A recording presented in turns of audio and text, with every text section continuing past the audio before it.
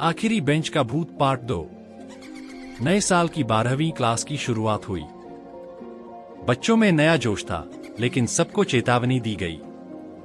पीछे वाली बेंच पर कोई न बैठे। भूतों के किस्से पसंद हैं? रामकुमार चैनल को अभी सब्सक्राइब करें। नई और डरावनी कहानियों के लिए घंटी दबाना न भूलें। रामकुमार, जहां डर का नया पता है। धन्यवाद। क्लास के बच्चे तो इसे मजाक समझ रहे थे। उनमें से एक था अमित, जो हमेशा सबको चैलेंज देता था।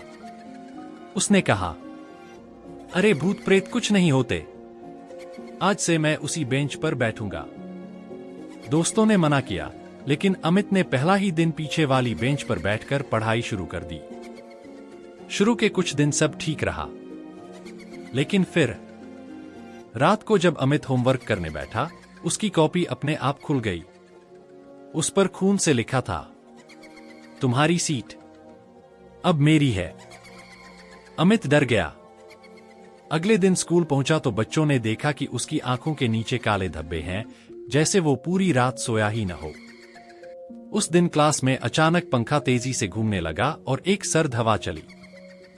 सब बच्चों ने देखा कि पीछे वाली बेंच पर अमित के बगल में कोई अदृश्य साया बैठा है। धीरे धीरे बच्चों की किताबें अपने आप खुलने लगी। हर कॉपी पर एक ही शब्द लिखा था, फेल। टीचर ने क्लास बंद कर दी, लेकिन अमित को उठाने गईं तो वो बेहोश होकर बेंच से गिर पड़ा। जब होश आया तो अमित ने डरते हुए कहा, वो मुझे अकेला नहीं छोड़ रही। वो और राहुल दोनों यहां हैं। वो कह रहे हैं कि जब तक कोई नया छात्र उनकी जगह नहीं लेगा, वो यहां रहेंगे। अमित की हालत दिन ब दिन बिगड़ने लगी। उसकी लिखावट बदल गई थी, जैसे कोई और उसके हाथ से लिख रहा हो। कभी आधी रात को उसके कमरे से जोर की हंसी सुनाई देती। और फिर बोर्ड एग्जाम के दिन, जब सब छात्र हॉल में बैठे थे, अचानक पीछे की बेंच अपने आप खिसक गई। उस पर अमित अकेला बैठा था। पेपर के बीच में उसके चेहरे पर एक अजीब मुस्कान आई। धीरे से उसने कहा, अब मेरी बारी है किसी और को यहां बुलाने की। उस दिन के बाद से हर साल 12वीं की क्लास में कोई न कोई छात्र उस श्रापित बेंच का शिकार हो जाता है। अमित की रहस्यमयी मौत के बाद स्कूल में खौफ का साया छा गया। अब प्रिंसिपल ने उस क्लासरूम को ताला लगवा दिया और बच्चों को दूसरी जगह शिफ्ट कर दिया। लेकिन 12वीं का एक छात्रा सिमरन, जो बहुत तेज और जिज्ञासु थी, इस रहस्य को सुलझाना चाहती थी। उसने लाइब्रेरी से पुराने स्कूल रिकॉर्ड निकाले। वहां उसे पता चला, 10 साल पहले एक लड़की अनामिका इसी स्कूल की 12वीं की छात्रा थी। बोर्ड एग्जाम से एक दिन पहले अचानक उसकी लाश क्लास में मिली थी। उसके साथ बैठने वाला लड़का राहुल भी गायब हो गया था। तभी से ये बेंच अभिशप्त हो गई। सिमरन ने तय किया कि वो इस श्राप को खत्म करेगी।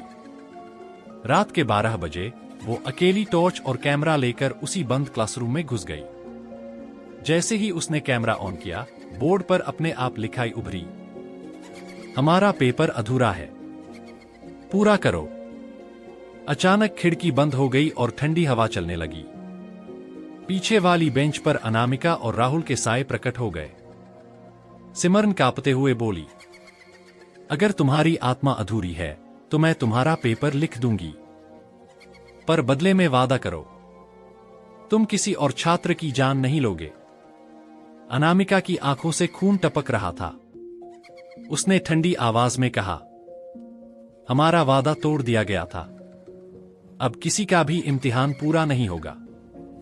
इतना कहकर राहुल का साया अचानक सिमरन के पीछे आ खड़ा हुआ। उसने उसके कान में फुसफुसाया, अब तुम्हारी कॉपी पर पहला सवाल लिखा जाएगा। सिमरन ने डरते डरते कॉपी खोली। उस पर सवाल खून से लिखे जा रहे थे। वो कांपते हाथों से जवाब लिखने लगी। लेकिन जैसे ही उसने आखिरी जवाब लिखा, उसकी कॉपी खुद ब खुद जल उठी। अनामिका जोर से चीखी, गलत जवाब, अब तुम भी हमेशा यहीं रहोगी। और उसी पल क्लास के दरवाजे अपने आप बंद हो गए। सुबह जब चौकीदार ने दरवाजा खोला तो बेंच पर 3 साए बैठे दिखे। अनामिका, राहुल और अब सिमरन। तो दोस्तों, कैसी लगी आज की कहानी? अगर आपको डरने में मजा आया तो राम कुमार चैनल को अभी सब्सक्राइब करें और घंटी दबाना न भूलें ताकि हमारी कोई भी नई और डरावनी कहानी आपसे मिस न हो।